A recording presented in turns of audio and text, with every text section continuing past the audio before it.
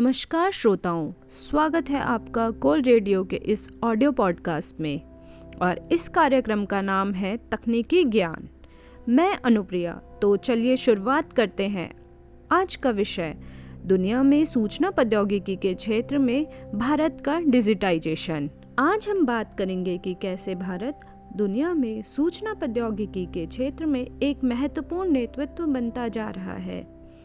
भारत ने कैसे अपनी आईटी सेवाओं से लेकर आर्टिफिशियल इंटेलिजेंस तक के क्षेत्र में एक डिजिटल क्रांति की शुरुआत की है।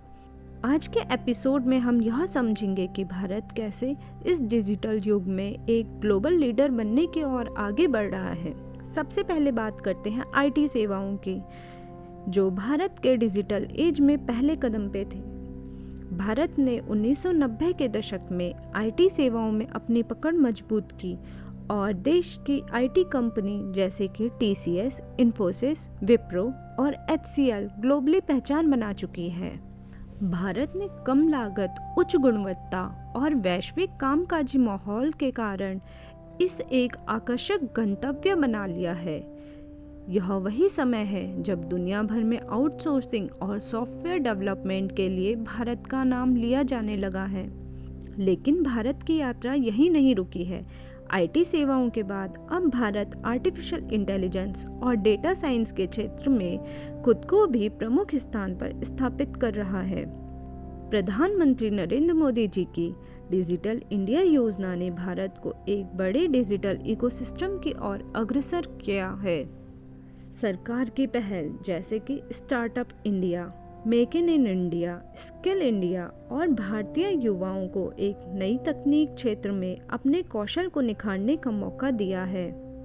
भारत में आईटी और एआई के क्षेत्र में बढ़ते निवेश से यह साफ है कि सरकार और उद्योगों दोनों मिलकर इस डिजिटल क्रांति को साकार करने में जुटे हुए हैं। विशेष रूप से 5G, क्लाउडिंग कंप्यूटिंग और ब्लॉकचेन जैसी तकनीकों में निवेश बढ़ रहा है। इसके साथ ही आर्टिफिशियल इंटेलिजेंस और मशीन लर्निंग में नवाचार से भारत की संभावनाएं बढ़ रही है। भारत का उद्देश्य केवल आईटी सेवाओं में ही नहीं, बल्कि एआई और डिजिटल ट्रांसफॉर्मेशन में भी वैश्विक नेतृत्व हासिल करना है।